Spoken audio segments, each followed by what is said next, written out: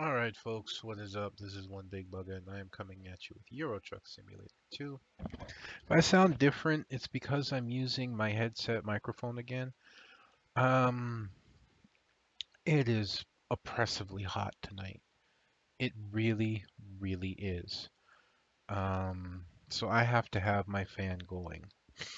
I mean, it's 9 o'clock at night and I've got the small sheen of sweat on my forehead. And that's with a fan running. So I can't, uh, not, excuse me a second, please. My nose is bugging me. Probably allergies starting up. But we have a storm system off of our coast that's really screwing with our weather, and it's making it really hot tonight, despite the fact that it's clear out. It's real humid. So I'm going to be running with this microphone until things cool back off, and then I can go back to my other one. So I didn't record yesterday. I was just, I was having a rough day. That's all. Today, a little bit better. Today, my diet was thrown out the window in favor of honoring, celebrating my anniversary. Tomorrow, I have one last thing to eat that I didn't eat today, and then I'm hardcore back on my diet. I've been slipping, I've been breaking, I've been having trouble, but not anymore. Or at least I'm gonna like put myself back on my diet in a very big way. I really don't want to take that run. I don't mind that one though. Where's this one go? Yeah, this is where we're going to start getting to a rest stop, and then that's going to be it. Looks like we go ferry, ferry. Unless this is some kind of bridge, because it's not showing the ferry marks. This hopper looks interesting, but it's a much shorter run. Still, this is 40,000, and we're heading like way up north. I mean, we could even get to Iceland from here. We just got to drive on the other side of the road to it. But I don't know if I want to go there yet. This is 38,000. It's only 2,000 less, and it involves one less ferry ride, which means that this run here is part of this fee, where this run only has the one ferry ride, and then we drive the rest of the way, even though we're driving through places we've already been to. Here, here, here, and here. We are driving to, looks like, down in one of these two towns here, which we have not been. So I think I want to do this one. Besides, this is a little bit more interesting than just lumber. So we'll take that run instead. Oh, fuck, I forgot. I'm not done with my other I I forgot. I called it last time. Hang on a sec. My wire's a little twisted here. My headphones wires are notorious for this.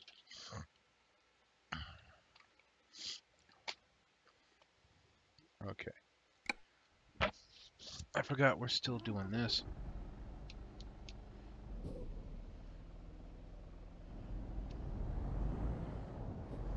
Oh well.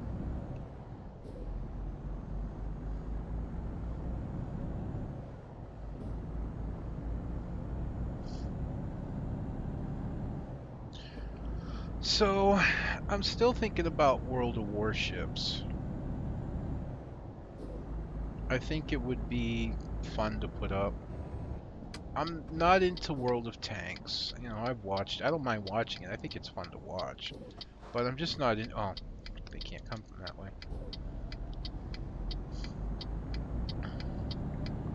But I'm just not into it, you know?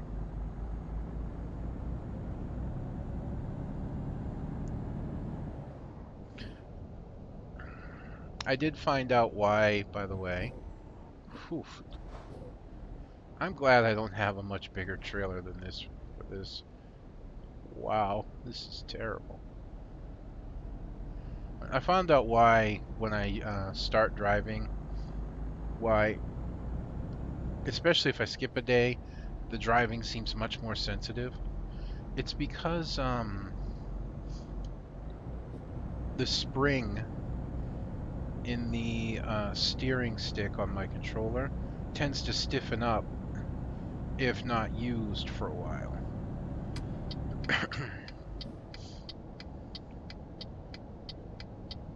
YOLO swag. YOLO swag. Excuse me. And after a while, if I use it consistently, it'll loosen up and become less firm.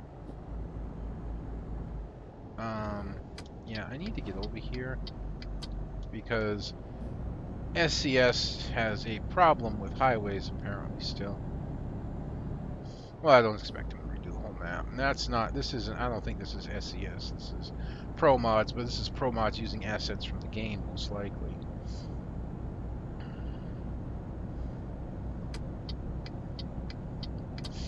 So, like today would have been perfect. Today would have been perfect for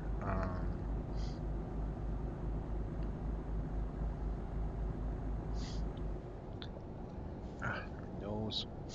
Today would have been perfect for World of Warships because I ventured from my first time into PvP matches, and I actually won all three. Although my third one was it my third one? May have been my third one, may have been my second one. Was a disaster. I accidentally sunk an allied ship with torpedoes. I wasn't trying to. I was aiming for the ship that I was tangling with, and I launched torpedoes, and then another destroyer very quickly sailed into the scene and ended up running in front of my torpedoes and getting destroyed. Now, I'm not trying to say it's his fault. In reality, I don't think it was. I feel like it was my fault. I should have been more situationally aware and not launch those torpedoes. But I had two relatively decent games, including one that very much surprised me.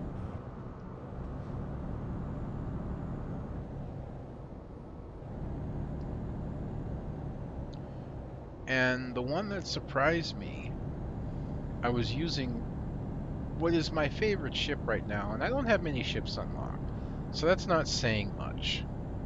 I have all the tier 3 ships unlocked. The Japanese, well, no, I don't have all tier 3 ships unlocked. I'm working for another tier 3, although I don't have the credits for it. I have the Japanese tier 3 cruiser destroyer, and I have the American tier 3 destroyer, cruiser, and battleship unlocked. And out of all of them, my favorite is the tier 3 American cruiser, the St. Louis. It's a very interesting ship. It is bristling with guns.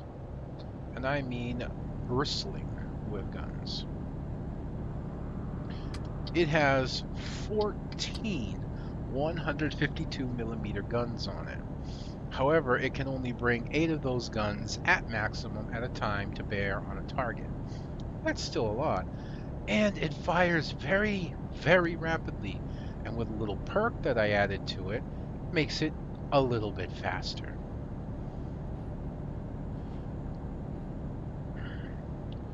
The ship fires fast enough that if I ripple fire my ships, ripple firing is where you fire the guns off. I call it sequential firing, but I believe the official term is ripple fire. is where I fire my guns off, one right after the other. So turrets 1 through 8 will go 1, 2, 3, 4, 5, 6, 7, 8. If I fire them that way, at long range, my let's slow this down because of what's coming up. I want to make sure I try and get the right one here because this looks confusing. Okay, I'm supposed to go this way.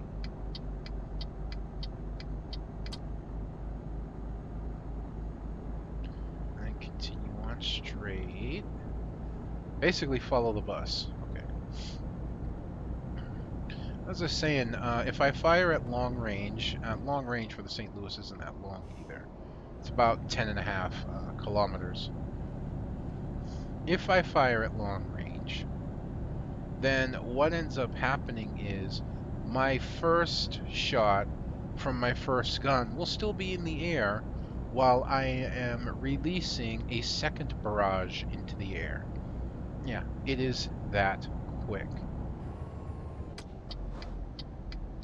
Jesus, this bus. Let me just get around you now. Thank you for leading me through that. Appreciate it, but now I just need to get past you.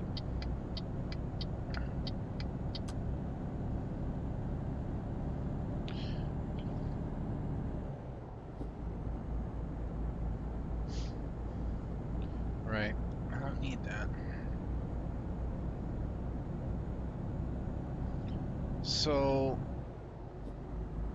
it's very quick firing. It doesn't have a lot of armor though. It's a very heavy cruiser. It has some armor, but it's not very well armored. And it's really slow. Actually, that's my kind of ship. Slow, heavily armored, with a lot of guns. I'm not as big onto the fast-moving, maneuverable ships, so I'm not as good in destroyers and Japanese cruisers, which are known for their high speed and maneuverability rather than their armor, as I am with American cruisers, which are more about their guns being heavily armored with, you know, well, I was going to say with really good guns, but I just said that, so whatever. But, yeah, as it goes,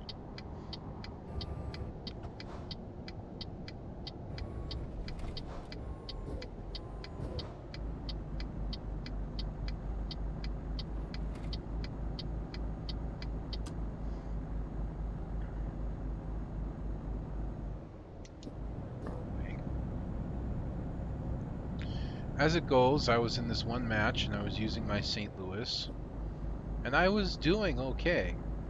I had put some shots into some ships, caused some damage, and I believe I even sunk a cruiser. And I found myself running as best speed that I could, which wasn't very fast, to the other side of the map to try and support the rest of my team who was tangling with the rest of the other team. See, in short, what had happened is three of my team, myself and two others, took off on an end run to, we were playing a domination map, because the maps you get are random, you don't get to choose. We were playing a domination map, and in the domination map there's points A, B, and C.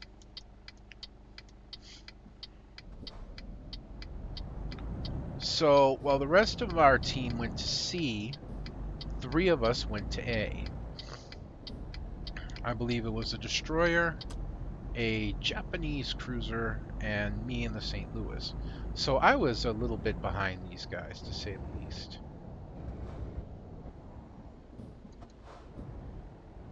Right, I got another ferry run here. Forgot about this.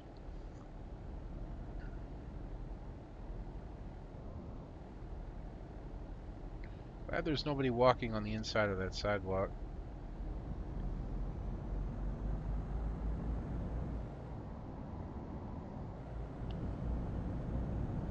I believe the ferry is this way.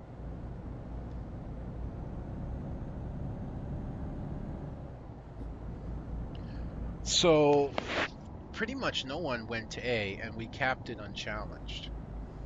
And we were gonna start running to help the rest of the team, but there was at least one, if not two, carriers on the other team. And carriers always hang in the back. Well, we knew where the rest of the team was. They were all over the sea area fighting the rest of our team, which meant the carriers were unprotected. So we made a run at the carriers. Now, the destroyer and the Japanese cruiser got very far ahead of me. I hate that. It's so loud compared to everything else. So well ahead of me. We found the carrier, at least one of them.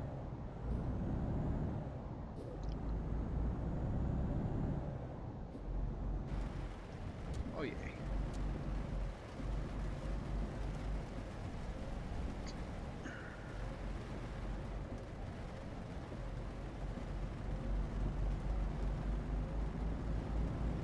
This is becoming one of those how the hell do I get out of here deals.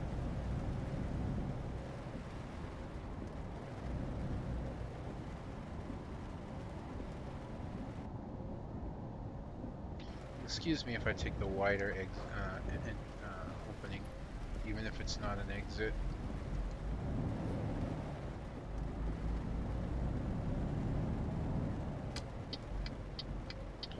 So they basically took out the carrier on their own. As I was trying to close into the carrier, I had shots come across me, and I turned to look, and oh boy. I don't know what ship it was. I don't know what tier it was, and only thing I can think of is that it was a tier 4. Because if I remember correctly in this game, there was no tier 3 of this kind of ship. I had basically come face to face with a battleship. Now, battleships eat cruisers for lunch. A tier 4 battleship should technically eat a tier 3 cruiser very easily. As a matter of fact, one full broadside and that battleship could easily one-shot me if he got a good penetration hit. Now, typically you want to engage a battleship at your extreme range. Well, sadly, by the time I had noticed this battleship, it was too late.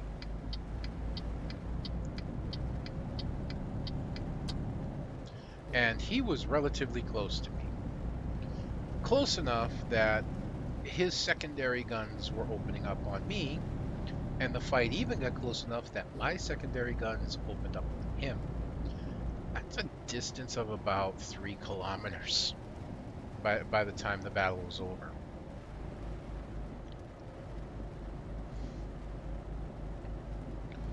I pretty much thought I was dead, but I figured the one thing I could do in this situation, because I wasn't running away from him. If it was the tier 3 South Carolina, I could actually outrun it, put distance between us, and try and fight him at range, where he has a much greater chance of missing me than I have of missing him.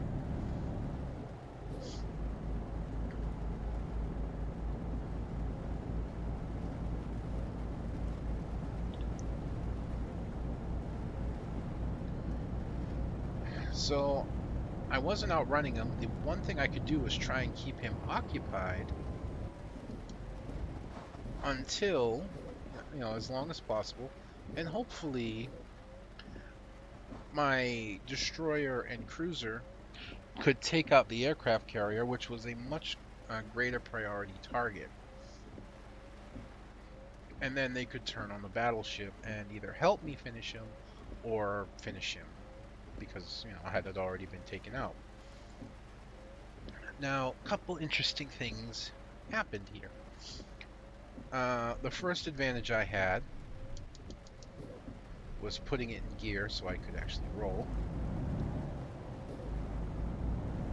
The first advantage I had in the game, or in the battle, was a good portion of it, not a good portion of it, but I'd say the first 5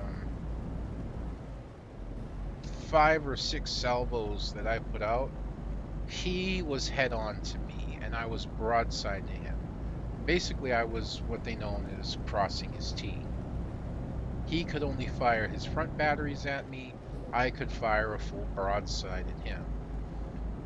I was using high explosives in hopes to try and knock out a lot of his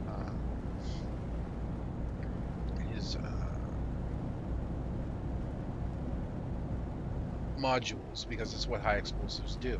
I was hoping to take out maybe a couple main batteries, secondaries, maybe even get lucky and knock out his steering or his engine, set him on fire. I really don't think armor piercing would have made much of a difference, because I would have probably not been able to penetrate his armor, especially at the range that we were. I couldn't get plunging shots into his deck. So I was using high explosive on him. The second thing that helped was, well, I guess he wasn't all that good at aiming, because he missed me quite a bit, even at close range with his main turrets. And I just kept thinking, every time his salvo came, it was like, okay, that's it, I'm dead. Okay, that's it, I'm dead. But it never happened.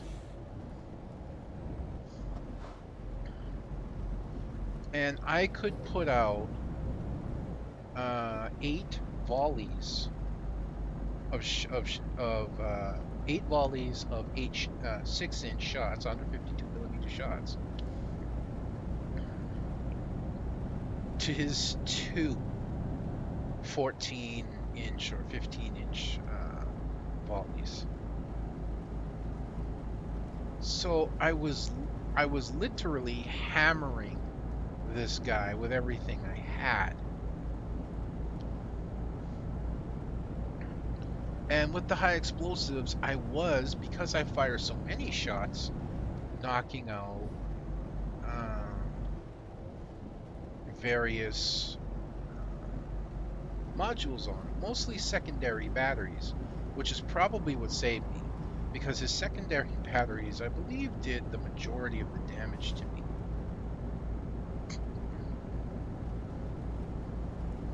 He was about 3/4 health when he started engaging me, and we just slugged it out. This old pre-World War I cruiser fighting this post-World War I, maybe even World War II, probably not World War II, but maybe it made it through to World War II battleship. And I won. The cruiser and the destroyer never helped me. I just continued to hammer away at him with everything I had. I set him on fire in 3 different places. His damage control had already been used at some point, which meant he couldn't put the fire out.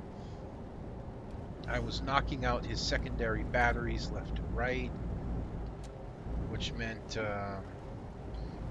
his secondary damage was just becoming less and less, and all he had was his main batteries, which he did do a very good job of hitting me with.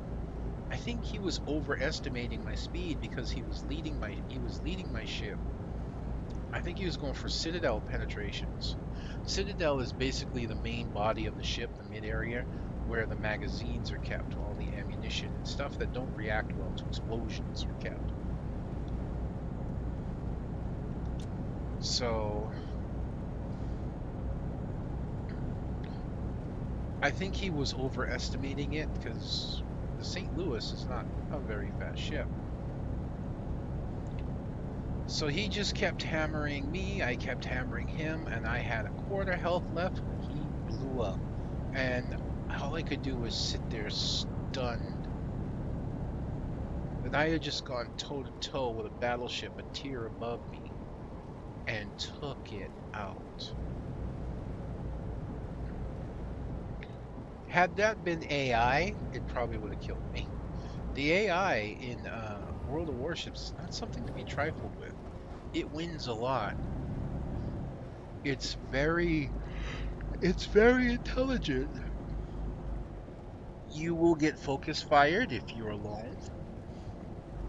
They prioritize targets in terms of danger and proximity. So if you're a close-in destroyer and you're out in the open, chances are you're going to get obliterated by everything around you. Because destroyers are actually prioritized as probably one of the most dangerous ships out there.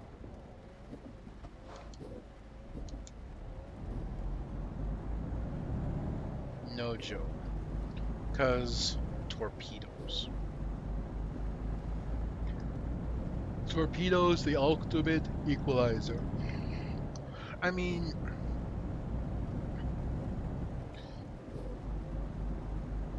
it really is kind of the,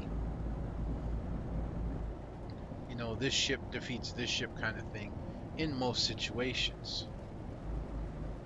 So technically speaking, a cruiser beats a destroyer, battleship beats cruiser, destroyer beats battleship. Now it doesn't work that way specifically. It really doesn't. Battleship can easily defeat a destroyer. A cruiser can beat a battleship, as I've proven.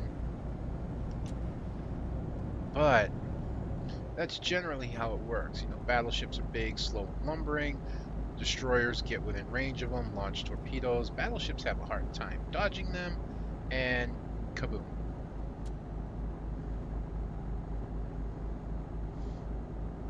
Not to mention battleships' guns are very slow firing, usually no more than 2 rounds a minute, so once every 30 seconds.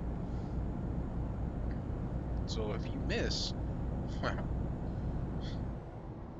yeah. Where cruisers can be very fast firing, like my St. Louis.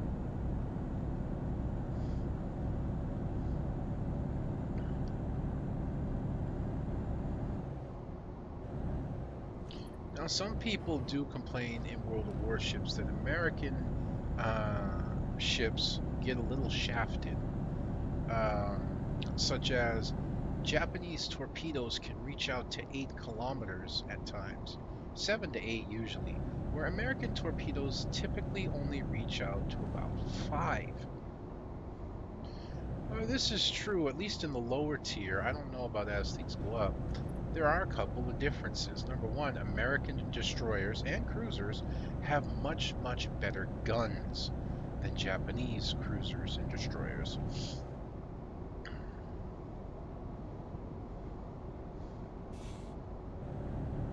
And if you're smart, you can avoid torpedoes. It's really hard to avoid smaller gunfire. Number two, and this is what I've tended to notice, so far at least, up to tier 3 on Japanese destroyers and cruisers, which isn't very far. Japanese torpedo launchers tend to be mounted midship, and they rotate 360 degrees. So, whereas a Japanese ship will be able to launch 6 torpedoes in any direction, in 180, not quite 180 degree arc on each side of the ship, American destroyers can only launch from one side, 180 degrees from 2 tubes, and then they have a second mounted torpedo launchers on the other side. Hey, dealership, nice. Yeah, we got some missing textures here. That's all right.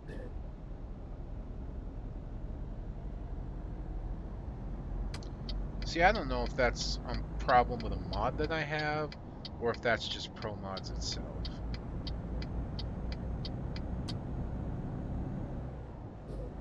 But I'm not going to worry about it. It's not hurting me. So, whereas Japanese cruisers, and the truth is not very many American cruisers get torpedoes, where a lot of Japanese cruisers do. The advantage is that American cruisers tend to be much more heavily armored and survivable, where Japanese cruisers are faster, but they have a paper tank on them, meaning they can be taken out relatively easily through gunfire if you can hit them.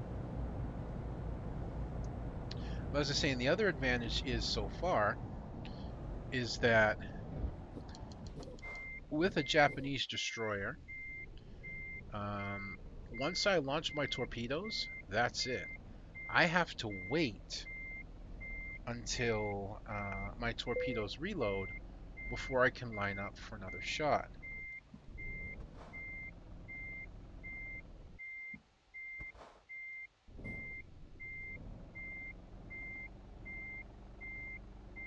Backing up way too fast is my problem. Forgetting the multiple reverses on this thing. I don't think this... Oh, it is. Okay.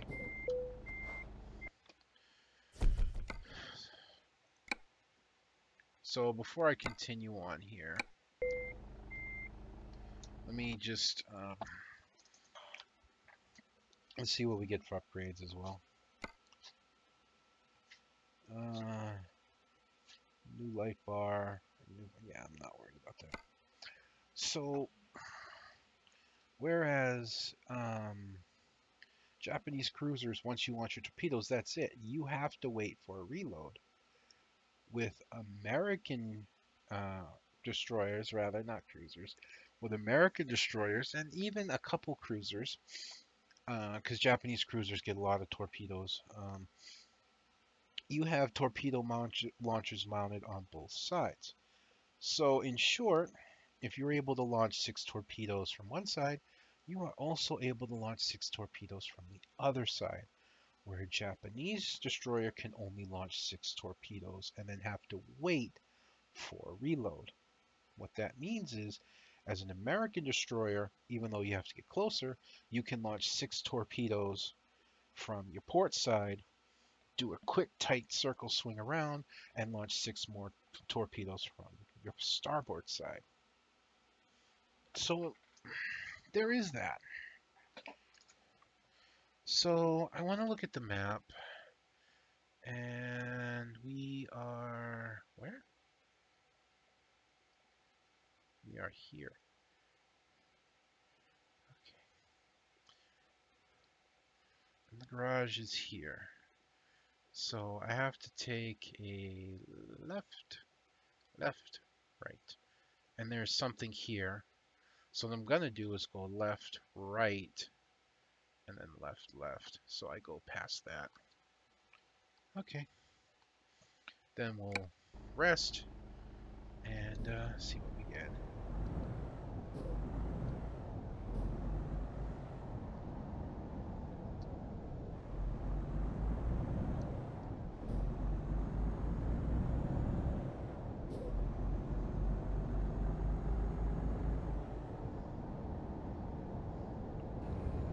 So we want to go this way.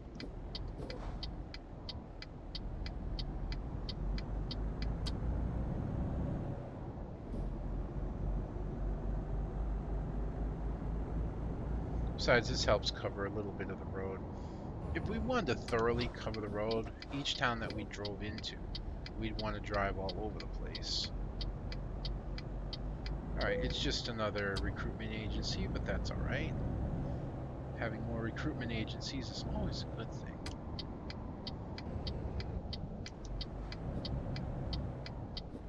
Oh, this is the MAN dealership we drove by.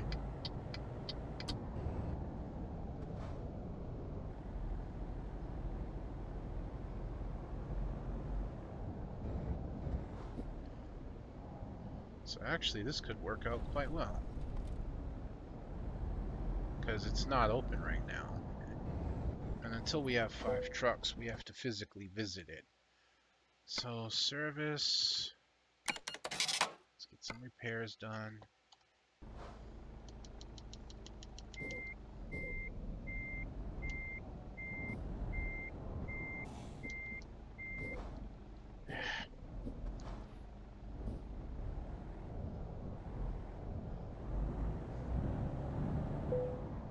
I always go against the grain and just pull in.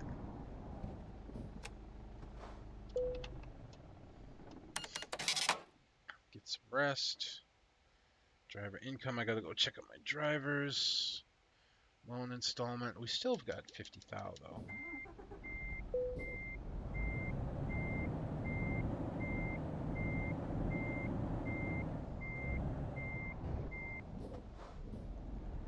Before I check for anything else, I want to see if maybe the truck I modded into the game is over here. Truck dealer is closed. I need fuel too. Fortunately, there's a couple fuel stations here. So, okay. Man.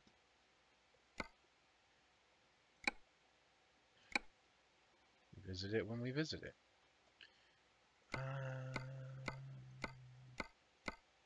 No. It's probably at a DAF or something.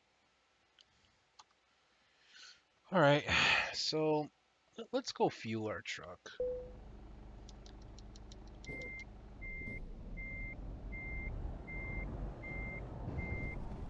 Oops, sorry. Despite the fact that my fuel gauge says I have a quarter tank left, I'd still rather make absolutely sure that we're okay here. I'm pretty sure that if I go this way, that I should check the map and make sure that what I'm pretty sure of is actually correct, and it's not.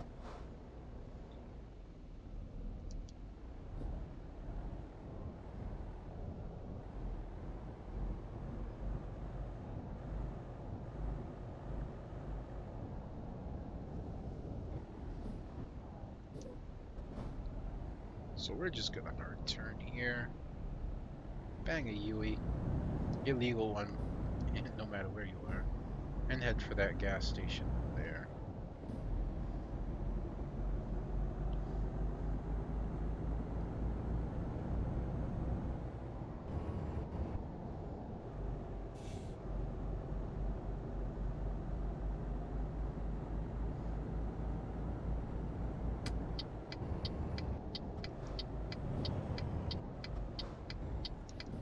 Running a little fast as usual.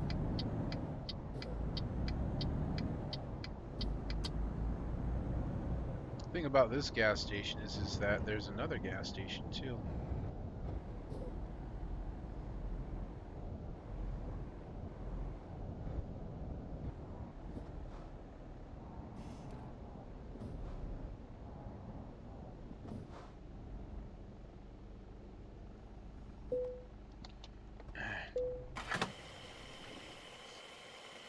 $1.08 a liter, not bad.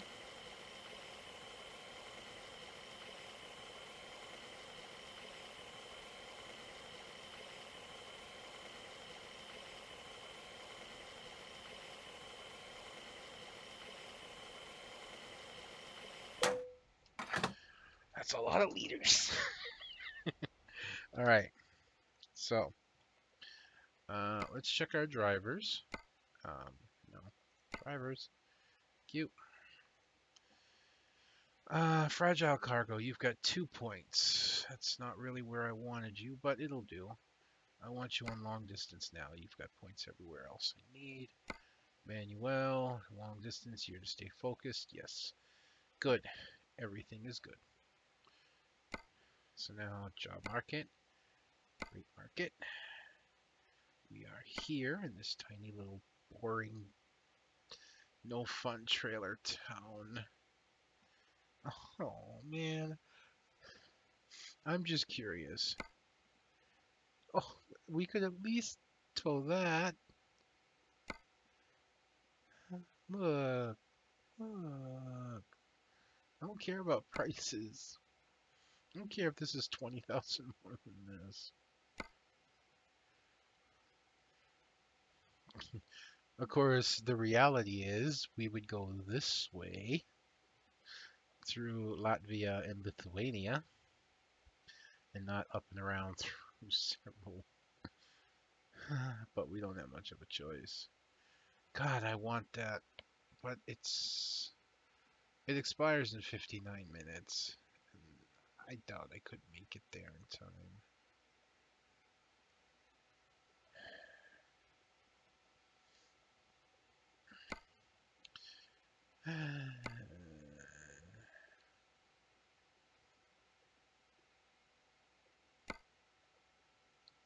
Holy crapola.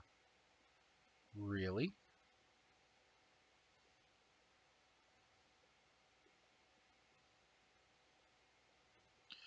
Explain why it's 51,000 versus this. This is a lot more driving. This thing is just gotta be because of all the ferry trips. Look, one ferry, two ferries, three ferries, four ferries. But I'm gonna take it anyways just because it goes to Iceland. So I'm just gonna set the GPS for it and then I'm gonna end it here. So alright folks, that's gonna be me done for this episode. I hope you enjoyed watching this as much as I've enjoyed bringing it to you. And as I wind down on my anniversary, what would have been 10 years married to my wife, Joy M. Kea, I want to thank everyone again for the support that you've brought me, helping me to get through this hard time, understanding and hanging around and hanging in there until I came back. Uh, like I've said before, it means a lot to me. It's meant a lot to me, and it always will mean a lot to me. My future still remains unsure, but for now, my present is starting to solidify again. And even though I still have hard times, I still have breakdowns, and I still have a lot of sad memories.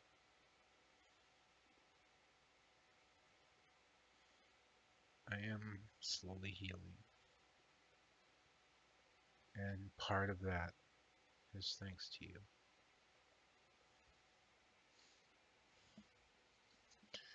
So before I end the video, I just want to say that and thank you for all of that. Thank you to all of you.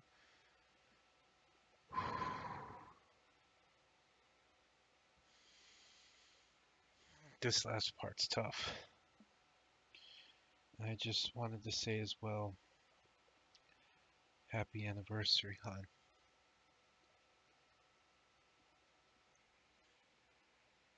10 years, almost. When we first got married, we didn't think we'd last 3. We almost made 10. Actually, when we first got together, we didn't think we'd make 3. Then we got married 5 years later, almost 15 years together.